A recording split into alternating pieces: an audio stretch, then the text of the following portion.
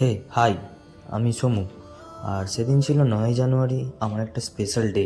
তো সেদিন আমি সকাল সকালে উঠে পড়েছিলাম। সকাল সকাল উঠে চুলটা ঠিক করলাম। চুল ঠিক করার পরে মর্নিং পোজিং মারলাম। মর্নিং পোজিংয়ে আমি ব্যাক পোজিং ভালো পারি, যেহেতু ব্যাক পোজিংটা একটু মেনে নিলাম। আর বডি স্ট্রেচ করাটা সকাল সকাল ভালোই, যেহেতু আমি জিম বয়। এরপর আমি স্নান করে সকাল সকাল চলে এসেছি।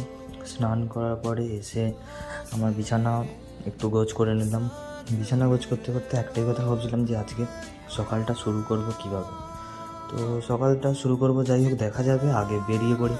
আর এরপরে বেরিয়ে পড়লাম। বেরিয়ে টোটোতে চাপলাম। টোটোতে চেপে বারাসাত স্টেশন থেকে দক্ষিণেশ্বর স্টেশন গেলাম। ওখান থেকে হয়ে দক্ষিণেশ্বর মন্দির গেলাম।